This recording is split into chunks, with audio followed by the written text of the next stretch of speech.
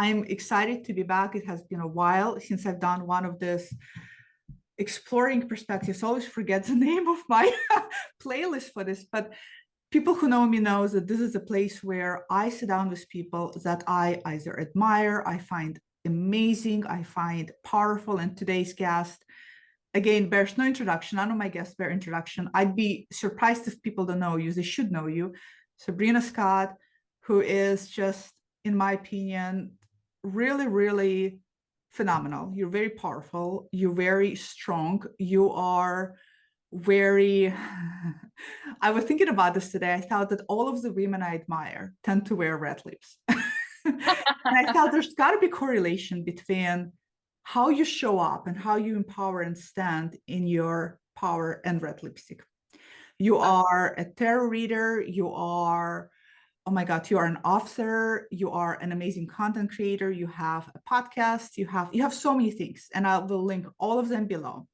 So to briefly, I first came across. Oh my God, you colored it. I love it. This book, which I highly recommended before, and I highly recommend again, Witch Body. I came across this first before I got to know you and your content. And this is a graphic book, which, yes, I did color inside. I love it. Oh my God. And this is, and it's meant to be colored in. And Yeah, it's incredibly awesome. therapeutic. But the book in of itself blew my socks off. It just, what surprised me is that you applied the philosophy of phenomenology to just not just witchcraft, but to embodiment of witchcraft, and your references completely. You have Maurice Ponty here. When I saw that, I thought, ooh, I better get to know who she is. So I was very, very impressed. This is one of my top books for anybody who is dabbling in the witchcraft. And this is how I then got familiar with you in terms of your online presence and your content. So, and we'll talk more about, I have your other book. I know you have a journal, but apart from this, let's get into the convo that I want to have today. And the convo is, you, without a doubt, in my opinion, show up on your platform very rooted in your sovereignty. Did you always had it? That is such a good question.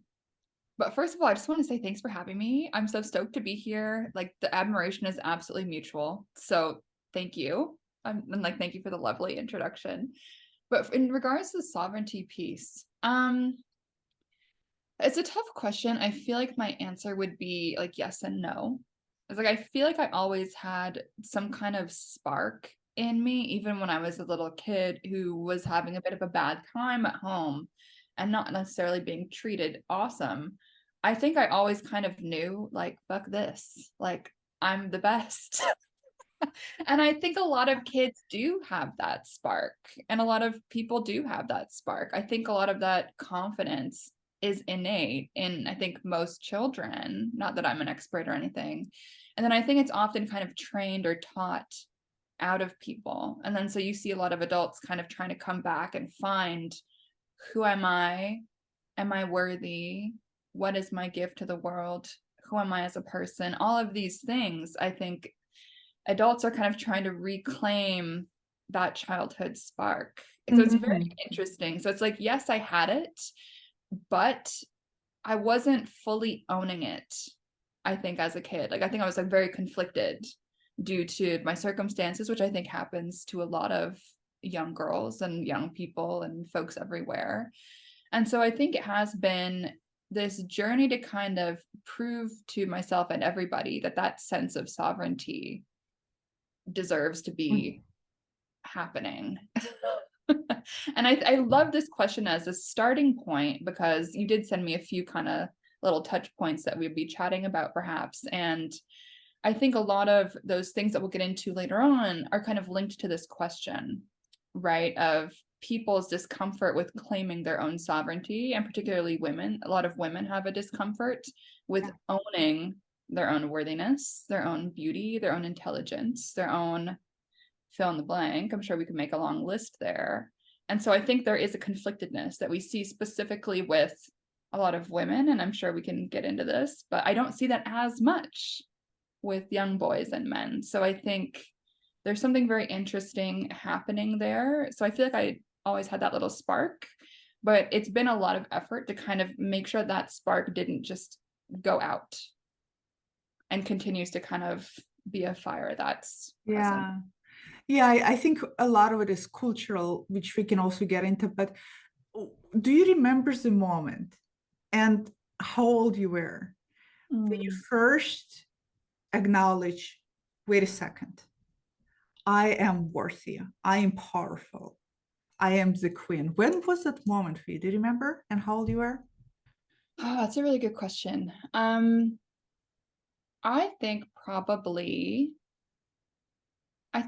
when I was around 13, to be honest with you, like roughly around then.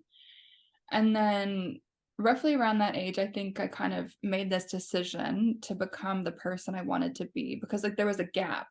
Obviously, you're 13, you're like a gangly little kid, like you're kind of shy. At least I was a super shy, introverted kid. I kind of looked like a boy. And so I had this vision of what I wanted to be, who I wanted to be, who I felt was kind of hiding inside me somewhere.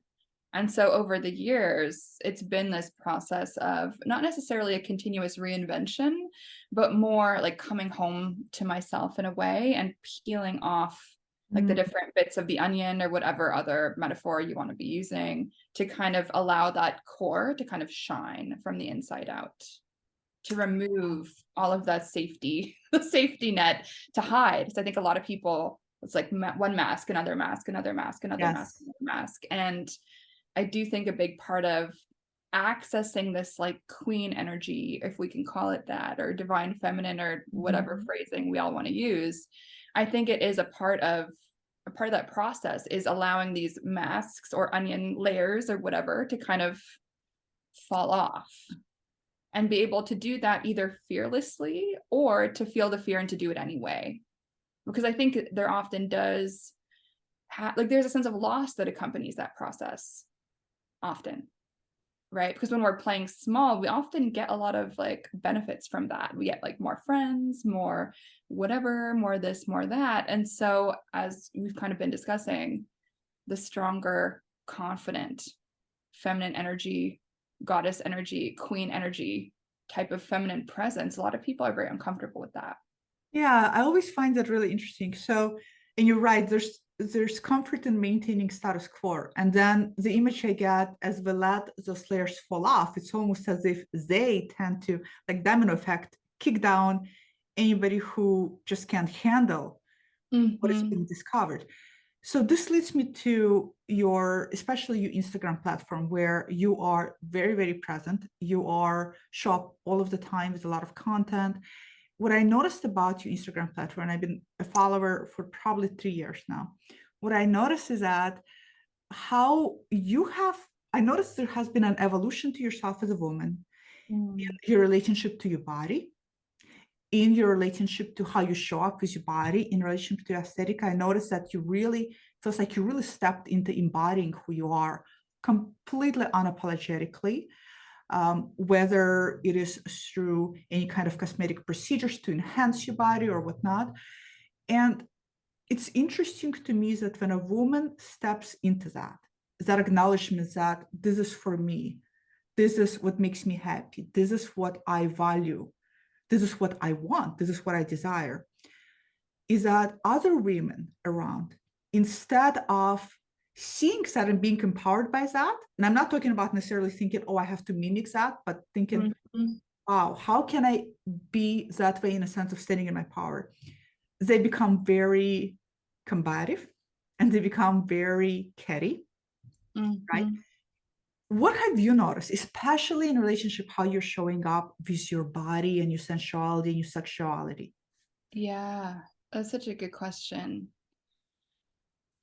It's tough. Like, I think honestly, due to all of that and the experience I've had with that recently, I've been thinking a lot about how beauty is demonized.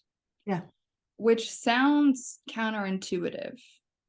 right? Like it sounds like it doesn't make sense, but I'm sure you've probably seen this as well. And we saw this actually to kind of bring it into pop culture with the Barbie movie that just happened, right? Like there was, and I did a podcast episode about this actually, kind of critiquing it, where there was this little speech in that film where the daughter character is like railing on how much Barbie is like evil, represents all these bad things, honestly, because she's just beautiful. And I think we've gotten to this weird place in the culture where, let's say, one woman, whether it's Barbie, whether it's me, whether it's you, whether it's someone else on the street, being beautiful, for some reason, we're in a space where other people feel entitled to kind of project all of their insecurities onto that person. And it's very interesting, right? Because some people have no control over their beauty. They were just born that way, and that's how their genes spat themselves out. And then for other people, there's maybe a combination of that and then intentional cosmetic enhancement. For other people, that might be hair, makeup, clothing choices, all of these different things. So there is an intentionality behind it, and there is like a creative element to it, I think. But it's very interesting to me that instead of just embracing beauty as one of many ways of embodying womanhood or femininity, that right now it is this kind of space where people are, it's like a shadow that people are just dumping into and making that mean something negative about whoever is embodying beauty in whatever way that they're defining it for themselves. And so that has been very shocking to me, because I feel like I've embodied like all of the whole spectrum in a way. You know, like as a kid, I was like a tomboy, so I looked kind of like a boy. You know, I was like a little bit ugly at times as a kid, and I'm totally fine to like admit that. You know, and I've got certain things done to kind of enhance what I have naturally, and then to like diminish other things I didn't quite like. So I've kind of feel like I've experienced like the full breadth of this experience. And what's shocked me about it is that the better looking I got, kind of the more hate I got. Right. It was very surprising to me, honestly. I was shocked by this and continue to be shocked by this. But I think it's an opportunity to learn something about the kind of psyche of women today.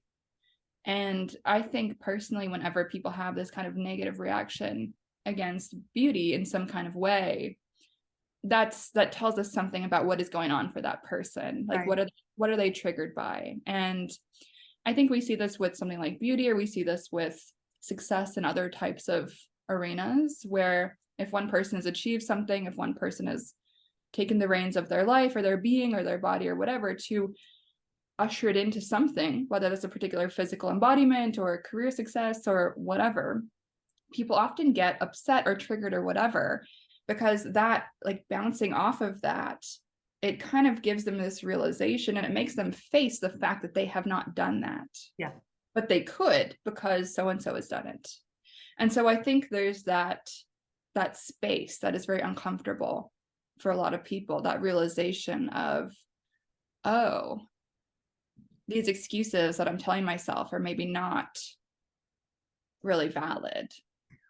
What do you think might be potential mind blocks for women who are, because I'm thinking about the space you embody, which is a spiritual space, and you would think that, to me, the first core rule of witchcraft, or even if you don't do witchcraft, but even if you just do tarot and divination, is to be empowered by who you are. Right? And you would think this would be a space where when you see somebody empowering who they are, it would give them an opportunity to actually use that as, look, she's doing it, I can too.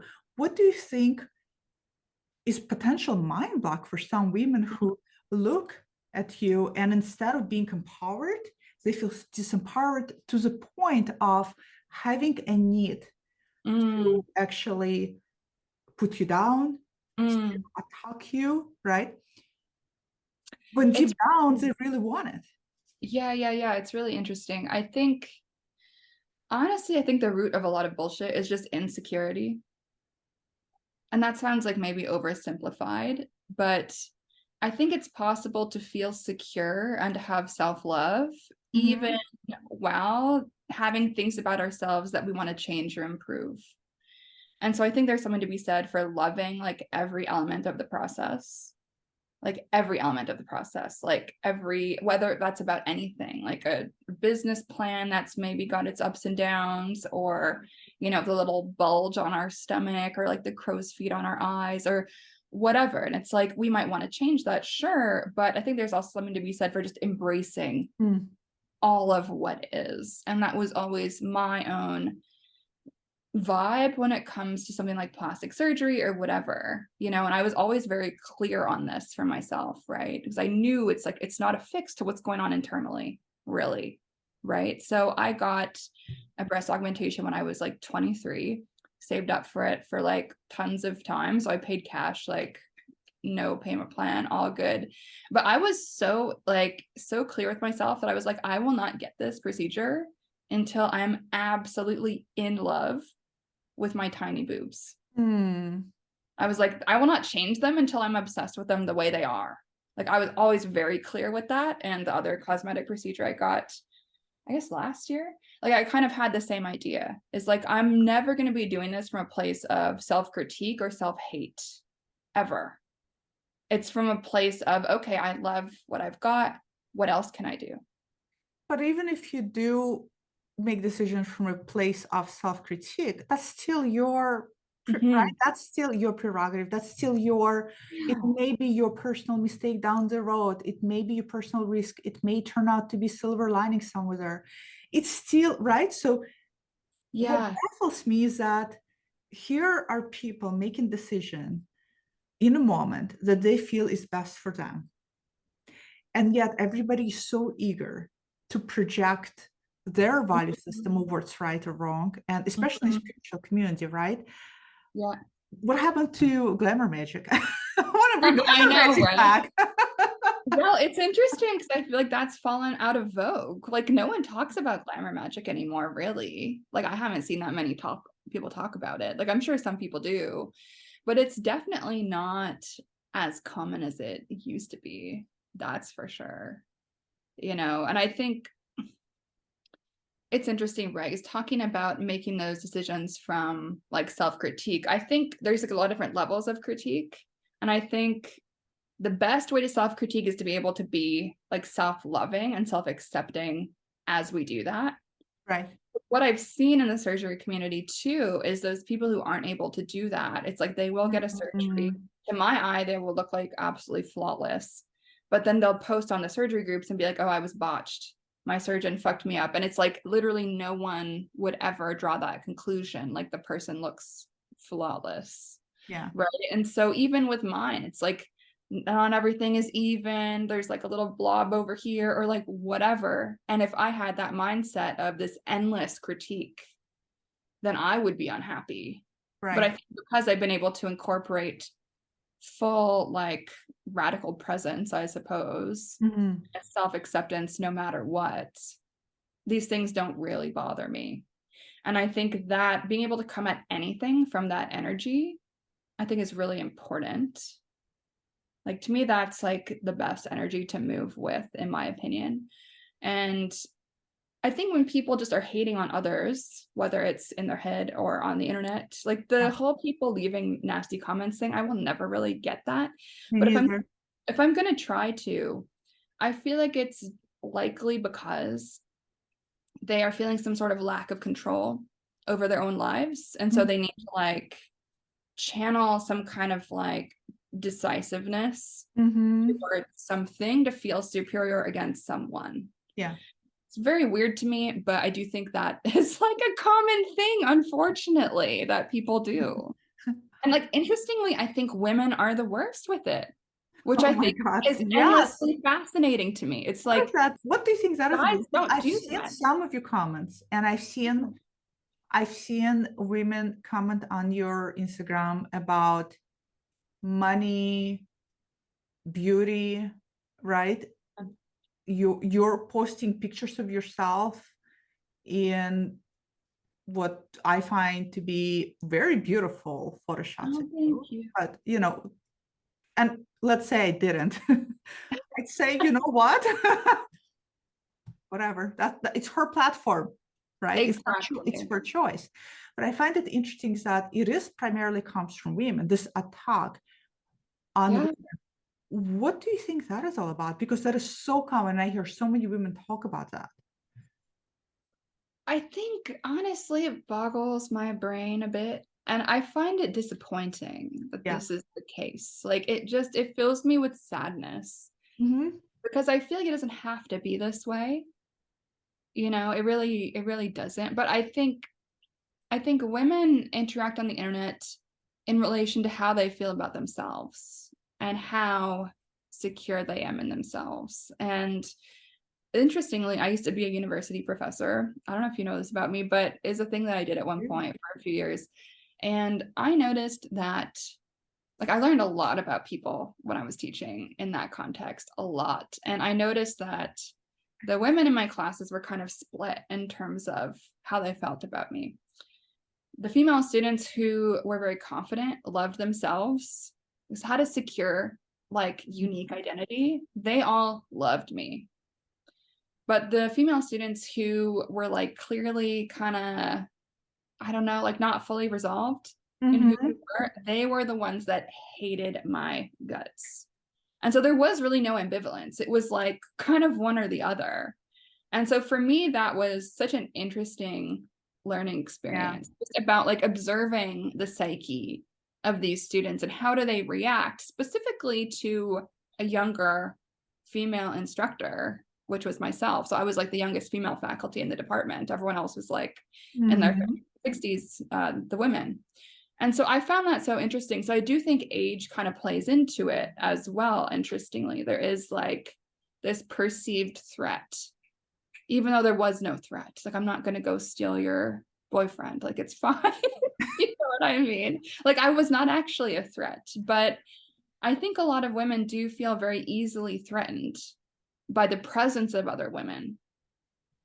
Yeah, and that's what baffles me though, because I guess it baffles me because I'm basically engaging in the same fallacy they're engaged to, which is continuing to see things from my angle, which is, for me, when I see somebody like you, there's another YouTuber, Racine, which I adore. I look at women like you and I see something I like, and I bring it in. I bring it into my world. I bring it is how you carry yourself, how you speak up, how you do your makeup, right? I think, oh, that's so cool. I want to try it on, right? So I bring that energy and I draw from that energy. I see that energy is there shining and I think it's great. And I think, okay, well, what do you like about it? How does that sit with you, right? So it's not necessarily mimicking per se, but it's about taking what resonates, right? And leaving the rest that doesn't. So I see you and other women as like, to me, it's inspiration. It's like, oh, she's doing this. That's so fucking great. I wonder, can I do the same thing? Can I show up the same way? Can I deal with haters the same way, right? Versus, oh, you goddamn bitch. I'm going to go ahead and send you a DM that this is not appropriate, that I'm going to unsubscribe. That's another thing, right? I'm going to unsubscribe. It's like, don't need to let me know. Just go for it. So it's very, and again, I'm completing that fallacy, I know, but at the same time, it baffles me, why aren't women looking for others? Which, interestingly, we do when it comes to self-help book development, which, first of all, I think we all lack in self-development, self-help department, something that's always missing from our education system. And we will go and we'll read books written by these huge moguls, huge women in the industry or whatnot, on how to empower yourself and how to, you know, all of those things. And we're comfortable reading those books and we don't go, you fucking bitch. So there's something about depersonalizing when it's on paper. You don't see her. You don't have to hear how she shows up. But when it's something that you have to confront visually, it becomes this instead of this. It's very, very interesting. Honestly, I got chills as you were speaking about that, as I completely agree with you. And It was so interesting. So I've been to a few like business development conference things, some organized by men and kind of intended for a male audience, and then some organized by women and intended for a female audience. And what shocked me, like literally shocked me, was that the conference organized by and for mostly women, like the first 2 days of a 3-day conference were all about trying to hammer into women's head, you are worthy. Oh, And yeah. they didn't even talk about that at the like men's business conference. It wasn't even a topic. They just kind of assumed that you already knew that. There was kind of this assumption that everyone was going to walk in there being like, yep, ready to go. Like, I know that I'm awesome. Who cares? Like, I'm audacious. I'm going to show up. I deserve to do this because I exist. And the men kind of had this inherent, like, this is what we're doing. Whereas a lot of the women, even their body language, like in the women's conference, they were kind of showing up, like their shoulders were kind of in. They're like trying to like not take up that much space. And Yeah. all the speakers were like trying to hammer in, you're worthy, you're worthy, you're worthy. And there is almost no discussion of strategy or marketing or any of those kind of more practical, how do you actually do stuff? And so I find that so interesting that that's kind of this difference that a lot of women do need to kind of be brought up to this point of believing in their own sense of innate worthiness. And so one thing that's really interesting for me as I've kind of been delving into more feminine energy, masculine energy type of stuff and thinking about these energy movements and ways of showing up in a very kind of gendered way, which I know is maybe a little bit spicy and controversial these days, but let's just go with it. But I think one of the interesting things about it for me is that feminine energy is all about, at its best, worthiness due to simply existing. Yeah.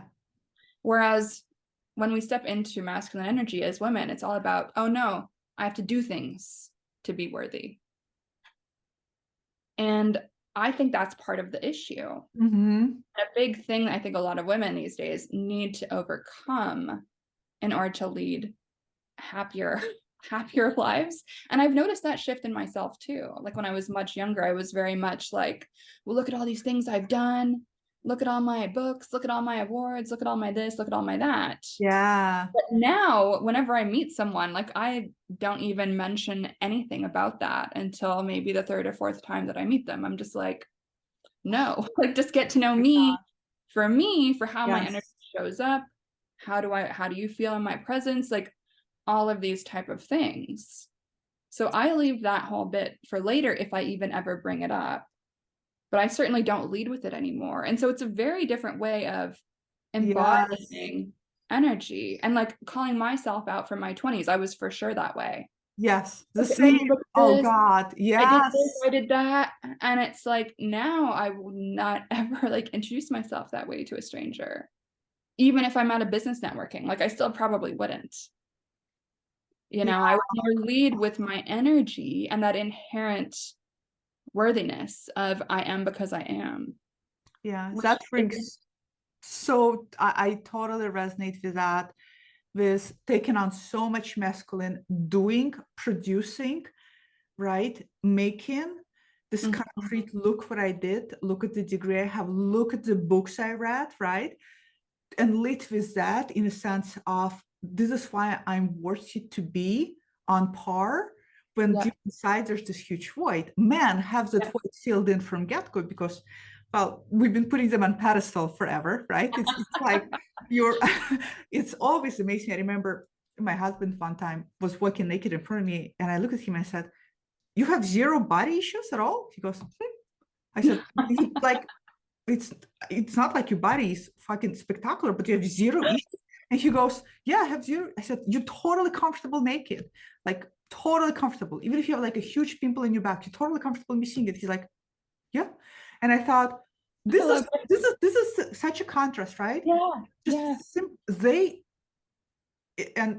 I don't blame men because I think at some point we all started doing it where we started putting them up and tailoring to them and right and elevating them even more and kind of reducing ourselves to pick me, love me, love me, love me, like me, like me, like me, right? Yeah, totally, yeah.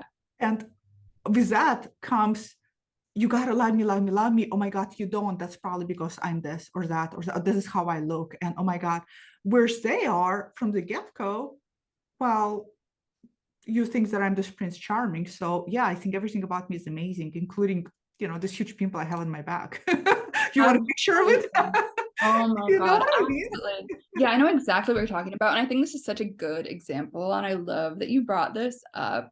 And I think it's an uncomfortable thing that a lot of people don't want to talk about, right? Is like the role of women, unfortunately, in upholding these weird systems, right? That a lot of women have started to accept way less.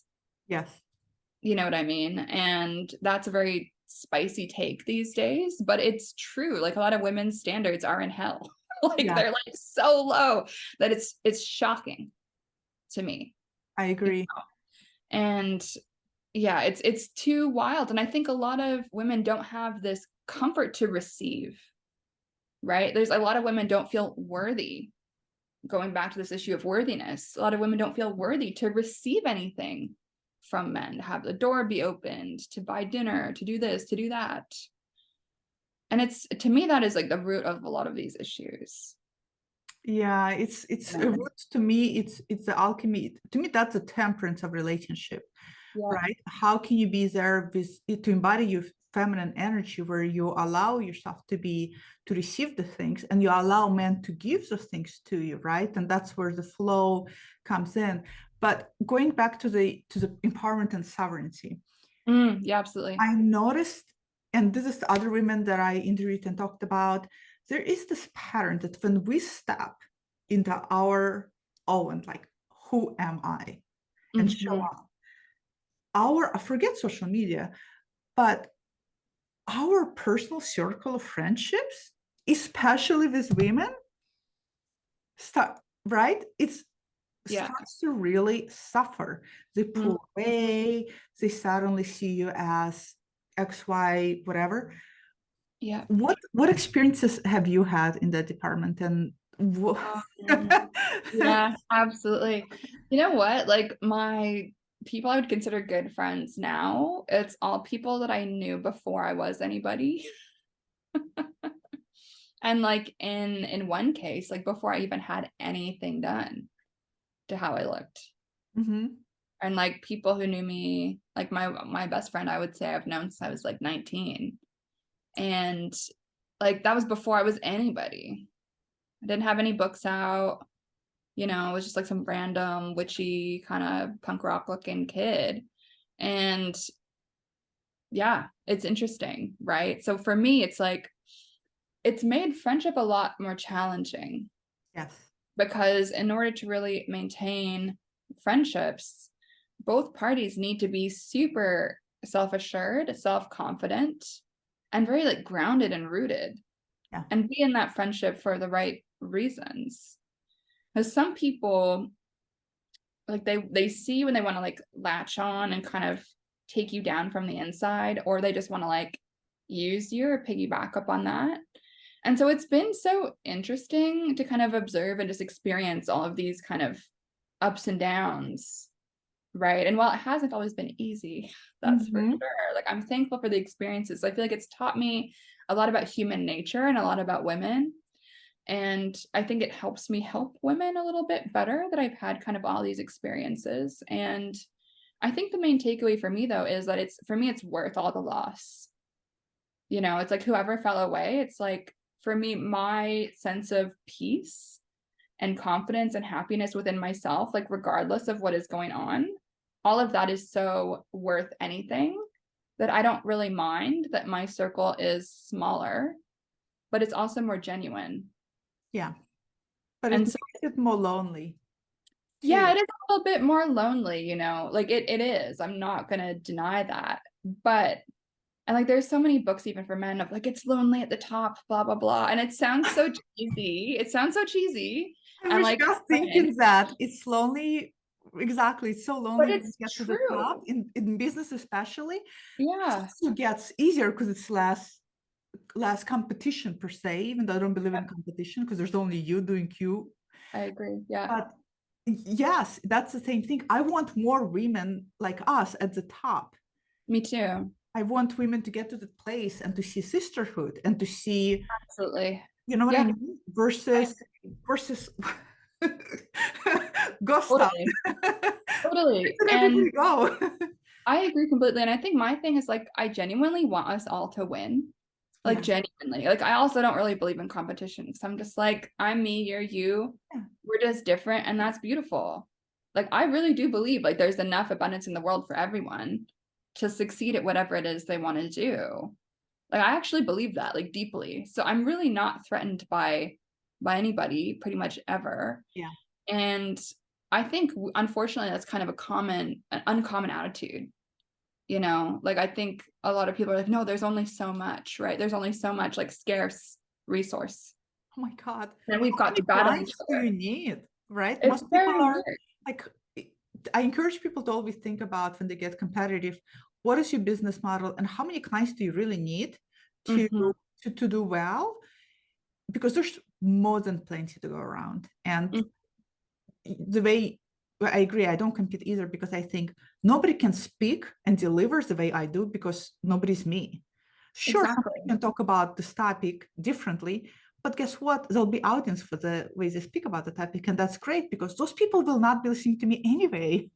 Yep, absolutely. And like, I think that I love everyone's uniqueness. Like, I love everyone's unique take on things due to their own life experience, due to their own unique like combination of professional experiences. Like, I love that. And I always tell my students, like, I don't want Sabrina clones. Like, I want you guys to come and do your own thing. Yeah, Like, that's unique to you. And maybe you're inspired by everything that I've taught you. Love it, but make it your own. Like, do your own thing, be innovative. Like, that's what I want to see in the space, whether it's spiritual space, witchy space, tarot space, like whatever, fill in the blank. Like, I want people to feel confident enough to take up that space and to contribute something completely uniquely themselves. That's what I'm interested in. I want to totally. I'm like, please just go fucking do your own thing. The world will be so much better you'll be better, I'll be better, your energy will be better. I want to talk about radical honesty, which Mm, I think you're a huge, huge, huge supporter of. I know one of your favorite books is on radical honesty. that book is so good. I It's so good. have that book because of you. I love that you're constantly reading and you're constantly reading books that are very aimed to challenge yourself, to Mhm. challenge your internal shifts. You're constantly reading very different books. I have another book that you've been reading on burnout. Yeah. I mean, I think that's so, so important to challenge yourself. But in terms of radical honesty, I have witnessed on your platforms that you are what comes across to me as very unafraid to Mm, vocalize your mm, opinion. You're very good at that in my view, in a sense of you're not pushing your opinion. You're not saying this is the way. You're saying this is mm. how I see it. This is how, and I've seen it with the Johnny Depp versus Amber trial, right? Oh Um, yeah. Oh your yeah. I forgot about that. Yeah, yeah, yeah. and I've seen this recently with trans kids. So I see this constantly where you are really unafraid to say, this is where I draw the line, this is how I see this, without shuffling it on somebody else's throat. Mhm. That's got to be challenging because with that comes that Yeah. you're in a boat and you're about to really rock it Hmm. in a sense, maybe not for yourself, but for everybody else. Yeah, it's so interesting because I actually was doing some tarot journaling for myself earlier this morning before we logged on to do this. And the card I pulled for myself today, and the prompt was in my tarot journal, which exists on Amazon, by the way, the card of the day tarot journal. The prompt for today was, what can I learn today? And the card I pulled was the Queen of Wands. And I've been thinking so much lately about fear in Mm-hmm. my own work. And I also watched the David Beckham documentary yesterday, and I think it's a must watch for Yes, me too. everybody. A It's great documentary. amazing. It's so good. Even if you don't care about sports, like watch it, For especially if mindset, you're just watch for the passionate. mindset. Yes. Yeah, it's so good. And so I think watching that documentary, like pulling this tarot card today, I've been thinking a lot about fear and wondering like where is fear in my career and in my practice and how I show up. Because I think the truth is, and I journaled on this in my little tarot journal earlier, I am still afraid actually. By the way, it's not a little tarot journal. It's It's like a magnum opus. And what I love is when you stack them up next to your publications. they look cute. It's all yeah. It's very They look cute. Yeah, yeah, yeah.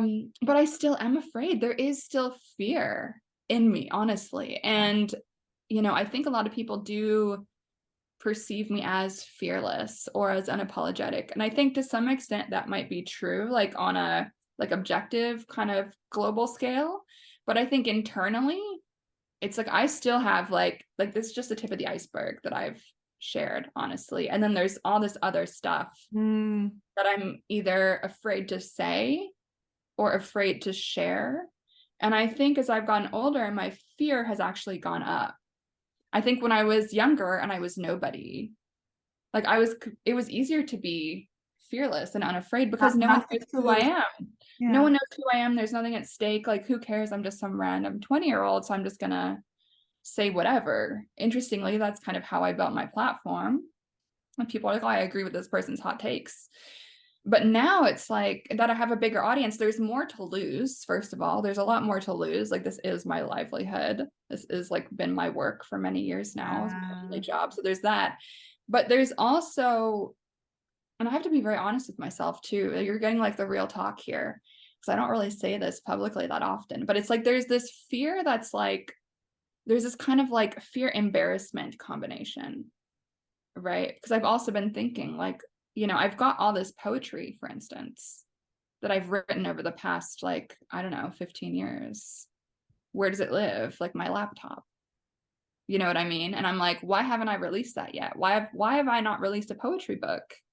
I've been wanting to do this for like a long time. I mean, this is wiser, but you're self girl. I mean, I know, right? So it's like, even me, I'm like, I still have this like fear that I'm grappling with that I think I still have to be honest with myself about, you know? And I think part of seeing that documentary, how fearless he was, David Beckham, and doing all of his little things, going here, going there, like putting his whole effort into something, the passion of it, the obsession of it. You know, I'm like, fuck, like I totally used to be like that in my early to mid 20s. But then as you start to kind of gain an audience, it's like, oh shit. And then there's all these other considerations. And so now what I'm grappling with for myself, I'm like giving you the real talk here. Like, no one knows this, but it's like grappling with that very real fear of what? Fear of loss, fear of audience, fear of being embarrassed, fear of people thinking my poetry will suck, like fear of like saying something too vulnerable. Yeah. But I've always, and I've taught on this, interestingly, it's like I actually do feel that if you're afraid, that's a sign that you should do something. Yes. Like I feel like that's the sign that like the art needs to go out. The poetry follows it. I follows it to a T. That's totally. You know? Yes. That's how I actually feel. And so now I'm like, shit, like now it's my turn again. It hasn't been my turn for a while. You know what I mean? But it's like now that that fear is back, I haven't been afraid for a while. You know what I mean? But now I'm like, oh shit, I am afraid. And so then the fire is now under my ass of like, okay, so am I going to walk my talk? Am I going to release these different things I have to say? Like I've got like a bunch of books in my head, some of which written, some of which not, you know, that are scary. And it's like, okay, I need to now face that fear and put that into the world. And that, I guess, my tarot card's calling me out this morning, the Queen of Wands energy. Like that is that, like facing fears, moving with passion, moving with that confidence, and moving with that kind of artistic vision despite fear. So I think it's never about like fearless. I think it's feel the fear and how, in what direction does that fear push you? Because I think that's where we all need to go, is like wherever our fears are telling us like, no, it's too embarrassing, it's too vulnerable, it's too this, it's too that. But I think that's where there is so much beauty and truth. And just like, I think that's what happened. Like, that's where people resonate, because like that deeply personal is actually so universal. And when we Yes. try to be universal, we often speak to nobody. Yes. And I think you just, by sharing your current relationship to that fear, and how as you got bigger, your fear got bigger, which I can totally attest to, because Yeah. that's just how it rolls. Yep. I think you just demonstrated really the crux of what being sovereign and being rooted in your power is. It's not pretending or bullshitting yourself with affirmation, I'm powerful, I'm superior, I'm fearless. It's being able to acknowledge there's things I want to do, there's things I want to produce. Yep. And name, I'm afraid of people critiquing me. I'm afraid of people, what are they going to say? I'm afraid of this. And yet recognizing that it's important to me and it's something that I want to do, and moving forward in spite of all of that. Yep. That's to me the crux of being powerful. Oh, I agree completely. Because it's like, it's not really power, is it? It's like if there's nothing at stake. Yeah. If there's, yes. You know what I mean? If there's Like nothing, maybe it is, but yeah, if there's nothing, and I totally resonate with that too, because it's I'm in a transgender adult field, and anytime I want to show up or create something, I'm just constantly thinking, well, what are people going to say and what are people going to think? And but I agree, when you feel that fear, especially, and the more you feel scared, I always tell people, if you're afraid of moving forward, but yet you find yourself waking up every damn day thinking about it, that's a sign. If you're afraid to move forward and then the next week you forget about it, then that's that, right? Yeah. So I think that's so important. But I know I promised you to keep it no longer than an hour. I do want to talk about your books. And so as I mentioned, this is, I think, is a must. I adore this book, and it's very rare for me to adore a book because I'm such an asshole critic. I have such high bar. I'm, which is my own nemesis, and it's obviously my own projections on the people's writing. But this is, and I picked up queer phenomenology. As a result of I picked up on, oh my God, there's another one. There were numerous books I picked up from the back of you, just for the references alone. This is amazing. I have not read this yet. This is on my to read. Yay. Well, let me know. Let me know what you think. Coming up. I did started it. What I love about your writing is I like that you write is very similar, the way you talk and the way you think. Thank you. Don't hold back, right? And it's not dumbed down. I feel that's another thing, is sometimes when our intellect grows and we invest in our intellect, there's a lot of times it becomes this discrepancy. So the more intelligent you become, sometimes the more you start feeling like you got to dump it down. You got to talk in a dumbed down way.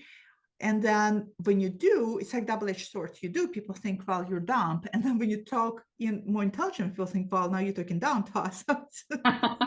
Yeah, absolutely. Like, pick your poison. So I love that. I love the way you write. I really hope you're going to publish your poetry book, because you have a unique way of thinking about tarot, witchcraft, the practice of it, and everything that comes with it. I know you have mega tarot journal. Do you have it to show? It's huge. I do, actually. Hold on. It's huge. It's how many pages? 600. It's. I have 2 tarot journals out right now. Okay, hold on. You have. Wait a second. I thought you only had one. You have 2? I have 2 now. Yeah, I released the second one like a week or 2 ago. What is the difference? So I'll show you. So this is, and it's kind of like, I've used this one a lot, actually. I love the black and white. Again, I love when you put all of your books up on a shelf. Yeah, so I've used this much of it. And then this I still have to fill in. So this one is the card of the day. And so this is meant to be, and I'll show you guys a spread. So the idea is that it's a place to record all your readings. And so I actually used to record all my readings in just like random notebooks. And so I've noticed that I'm actually reading so much more tarot for myself than I used to, just because this makes it so easy and everything's in one place. So I've become like the biggest fan of my own journal, which is kind of hilarious. I did not expect that to happen at all. But I found a lot of tarot journals are just kind of bullshit. Like, not to be an asshole, but, and I'm sure there are some good ones, but like they just all didn't appeal to me. And so I wanted a place to record. Yeah. What is the month? What is the moon phase? Like, what is the date? What is going on? How do you feel? What deck is it that you're working with? Like all of that stuff. Because, okay, so I designed this to have 365 pages to actually fill in. So if you actually wanted to do one per day, you could, and it would take you a year to go through. Personally, I'm reading a lot more than that. But if people don't read every day, like I wanted there to be a space for them to notice the patterns and how they're reading. Like, oh, do I only pull cards during the new moon? Do I only pull cards on Wednesdays? Yeah. Noticing like their own rhythms of when do I feel drawn to this practice, to notice that stuff. Because I do think it is important actually to notice all of that stuff. So this is like 1 million pages of this. And then the other one is a totally different vibe. But okay, so let me show you. So this is huge. This is 600 pages. So I'll show you the difference in size. I wonder which one did I see online, because oh my God, girl. Okay, so what, I think it was the first one. Let me show you. This one is way newer. So this is the Getting to Know the Cards Tarot Journal. So the whole point behind this one is to help create like a book for people to put all of their own reflections on each and every single card. So there's 7 pages for each card of the tarot, which is why this is like a bazillion pages. So this is like everyone's own tarot guidebook. So let me just like a tarot grimoire. Yeah, exactly. So for instance, this is the world, which is in the major arcana. So there's like a little graphic on the side here. So first impressions, because I think a lot of people, they waste their time like reading a bazillion tarot books, and then they're always like Googling like, what does this card mean? And then that's how they do their readings. But with this, it's like, no, let's like slow down. Let's look at what we see, which is how I teach tarot in my Tarot Without Bullshit course, which is actually launching, and I'm looking at my calendar, the 24th. Yeah, so I saw that. I love the name of, that's another thing I saw. I thought that the name is so clever, Tarot Without Bullshit, because it screams to the point, clear, modern, and current, and today. No bullshit. Because I think, and in the course, I also tell people like throw away your tarot books or like put them under your bed for like a year or two. Just like put them there, because what we want to be doing is learning how to see what is in the card itself and learning the meaning from the card. So my course teaches that in depth, but I would say this is a pretty good complement to the course because it does walk people through. So there's first impressions. Sorry, I'm gonna try to hold this upright, reversed. Yeah. When I pull this card, I feel like symbols. And what I love about this, I talked about this on my tarot channel too, is we all have our inner subjective library in terms of how we see archetypes, right? So there's tarot meanings, and then there's the way, meanings. Yeah, it's the way like Five of Pentacles shows up for me. A lot of times it's tarot and communication, right? For some people, it's all about finances. For some people, it's their body is breaking apart. So absolutely, it's really interesting to have that subjective, this is for me how it shows up, because tarot, I feel like the deck will mold and adjust to your inner understanding.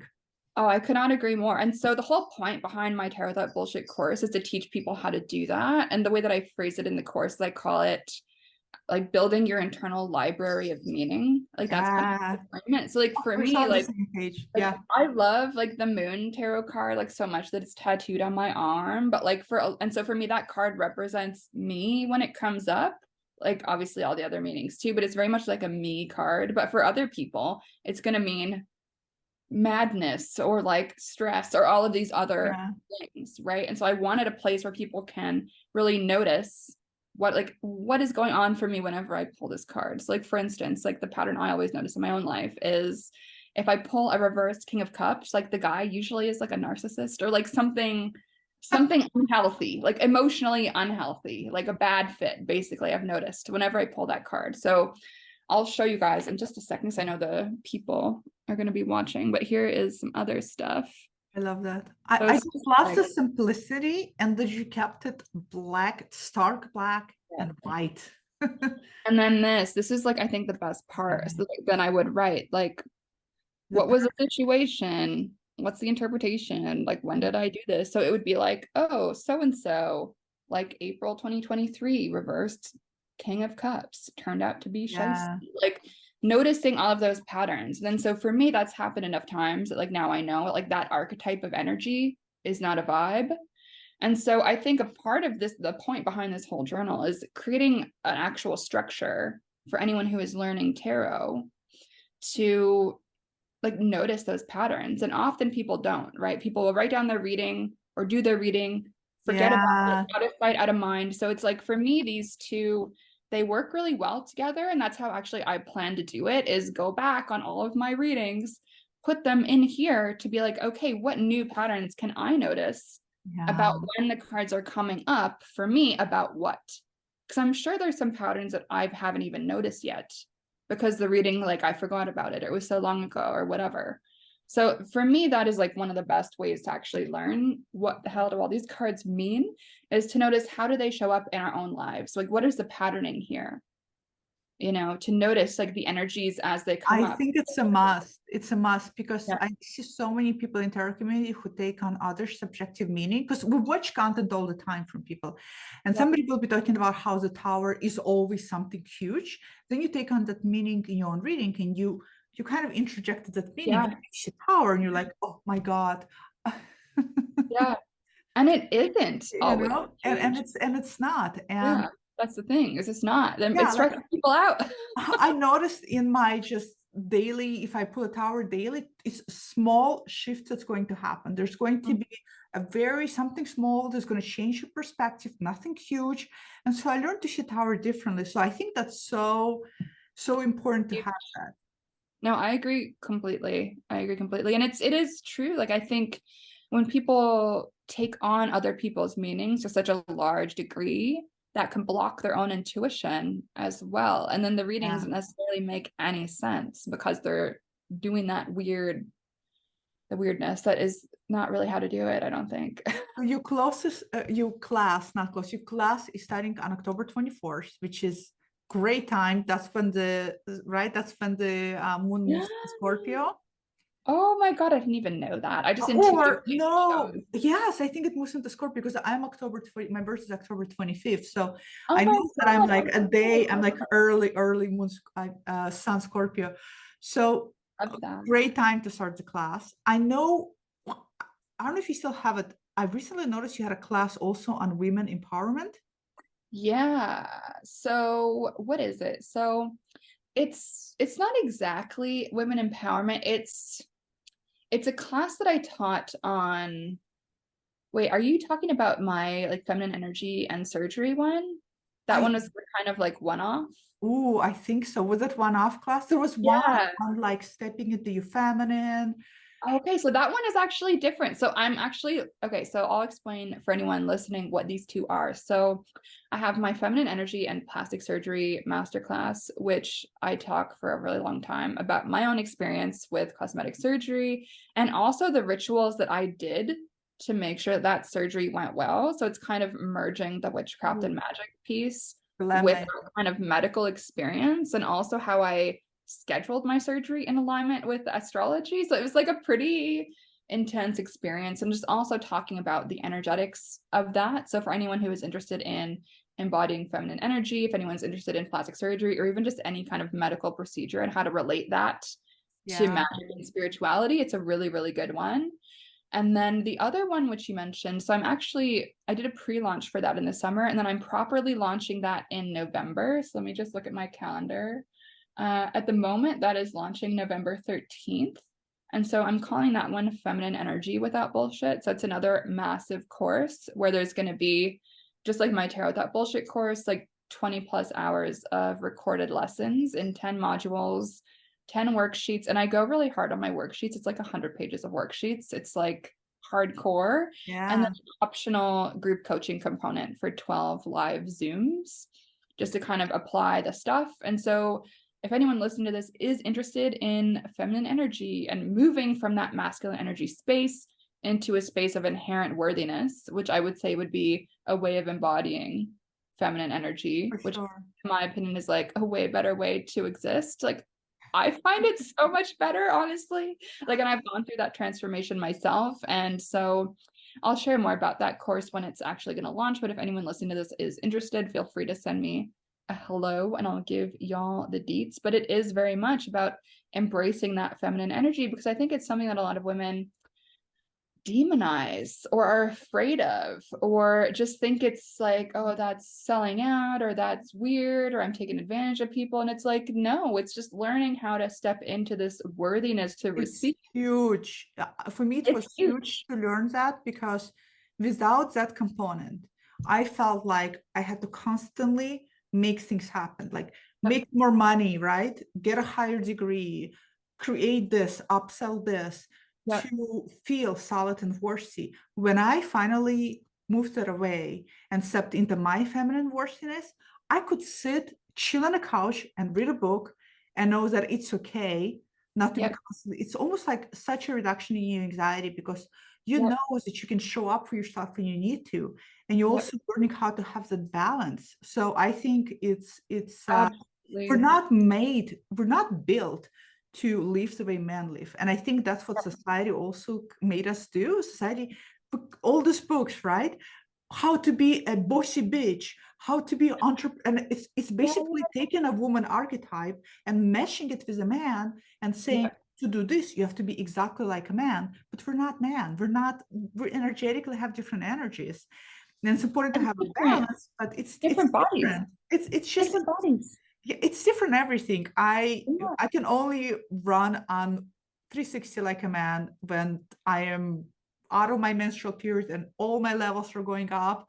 But my God, when my egg drops, forget it, forget it. So it's Totally. different. Yeah. It's different. And you know what? I wish I learned this earlier in life. And like, this sounds Oh, crazy, but it's like, I was reading, because I'm crazy.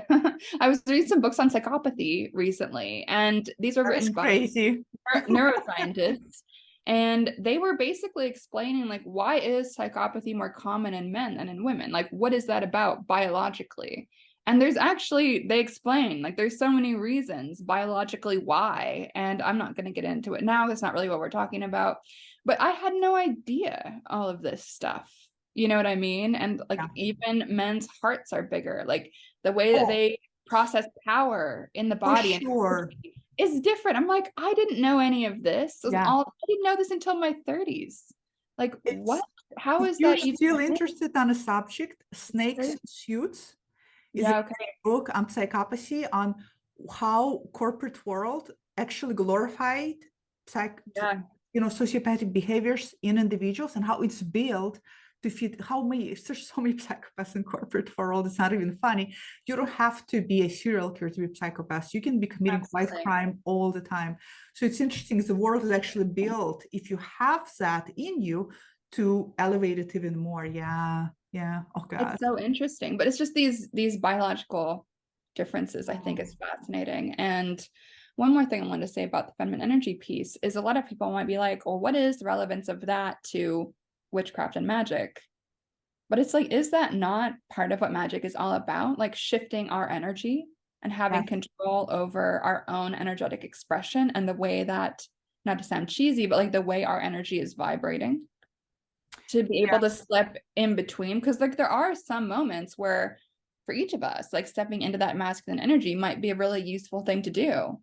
Like if we're in an unsafe situation, or even For sometimes sure. in business, like it is really good to be able to just tap Yes. into that and show up in that way, but also to be able to shift our energy back down to something else when we want to. Like to be able to kind of engage in that internal alchemy energetically. That Yes. is another form of energy work as well, which is what magic, in my opinion, is all about, right? Like energy work, controlling Totally. energy, moving energy, transforming energy. And Yes. if we can transform our energy, is that not the big magical act of our lives? I don't know. I think so. Oh, no, for sure. I mean, I think it's important to understand your natural energetic state Mm, versus trying to apply template that doesn't fit you, right? mhm. If we can all step into masculine, but is it really our natural energetic state? No. Men can always step into feminine, but is it always their energetic natural? Maybe for some it is, but for a lot it isn't. And I agree with you. I think that in a witchcraft and in magic, people forget that magic and witchcraft first and foremost internal. It's about Mhm. knowing yourself fully and your energies fully before you can actually create externally. And people confuse and they think it's all about external, Yeah, but it's so true. no, it's the other way around. Yeah, it's so true. It's so true. And so it's that internal magic that I think is like real. It's more advanced in a way Yes. than that external stuff that a lot of people think that magic, that's all that is. Like getting this, getting that, whatever, whatever. And it's like, yeah, magic can do that. But then what's going on in here? Yeah, the inside is still a void that you have to work on. Oh, I can talk to you, obviously. We'll have to do this again. This was I really love fun. I these love this. interviews. And I'm gonna put all of Sabrina's information below. You have also podcasts, which I really, really enjoy listening to. Oh, thank It's you. just, it's great. I love how you sometimes bring up your cats. It's so great. It's almost like envisioning you and you're like, oh, my cat is here meowing in the background. I think it's great. So you have a great podcast. I'll put down all of your where people can get your books, where people can get your tarot journals, and where people can look up the classes you offer and your Thank Instagram, all of that you. information. Because I would be surprised if my viewers don't know you. And if they don't know you, I feel like they ought to know you because I personally, for me, just watching your Instagram alone, forget other stuff, the books and everything else, but just Instagram alone, I have picked up and learned things. And I have picked up and learned how you will share when people are attacking you and you will say, how is this appropriate? How is this okay to attack a woman? And I thought, wow, it's really ballsy how she's showing up for herself. And I thought Thank I need to do more of. So I think you're again you're great. I can sing acolytes all day long. So I'm Oh, really really feeling is excited. mutual. Feeling is mutual. I Uh, think you're awesome. So Thank thank you you so so much for your time. I really really appreciate it and much love to you. much. Love.